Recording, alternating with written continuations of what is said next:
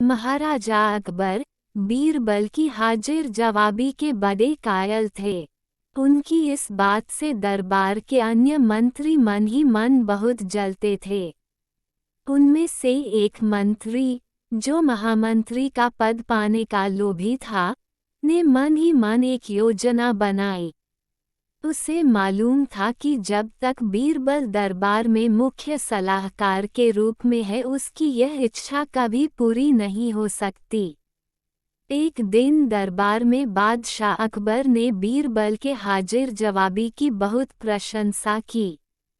यह सब सुनकर उस मंत्री को बहुत गुस्सा आया। उसने महाराज से कहा कि यदि बीरबल मेरे 3 सवालों का उत्तर सही सही दे देता है तो मैं उसकी बुद्धिमत्ता को स्वीकार कर लूँगा, और यदि नहीं तो इससे यह सिद्ध होता है कि वह महाराज का चापलूस है। बादशाह अकबर को मालूम था कि बीरबल उसके सवालों का जवाब जरूर दे देगा, इसलिए उन्होंने उस मंत्री की बात स्वीकार कर ली। उस मंत्री के 3 सवाल थे। 1. आकाश में कितने तारे हैं? 2. धरती का केंद्र कहाँ है? 3. सारे संसार में कितने स्त्री और कितने पुरुष हैं? बादशाह अकबर ने फौरन बीरबल से इन सवालों के जवाब देने के लिए कहा और शर्त रखी कि यदि वह इनका उत्तर नहीं जानता है तो मुख्य सलाहकार का पद छोड़ने के लिए तैयार रहे। बीरबल ने कहा, तो सुनिए महाराज। पहला सवाल, बीरबल ने दरबार में एक भेड़ मंगवाई और कहा, जितने बाल इस भेड़ के शरीर पर हैं आकाश में उतने ही तारे हैं। मेरे दोस्त, गिनकर तसल्ली कर लो। बीरबल ने मंत्री की तरफ मुस्कुराते हुए कहा। दूसरा सवाल, बीरबल ने जमीन पर कुछ लकीरें खींची और कुछ हिसाब लगाया।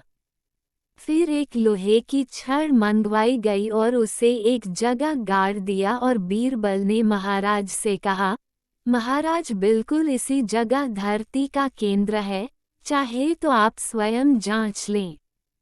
महाराज बोले, ठीक है, अब तीसरे सवाल के बारे में कहो।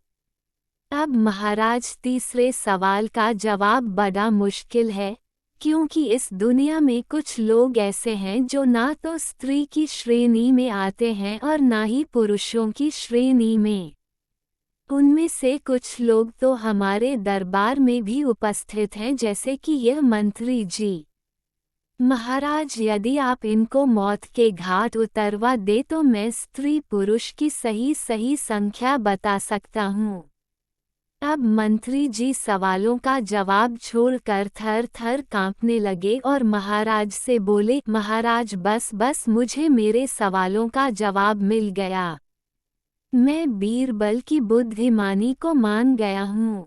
महाराज हमेशा की तरह बीरबल की तरफ पीठ करके हंसने लगे और इसी बीच वह मंत्री दरबार से खिसक लिया।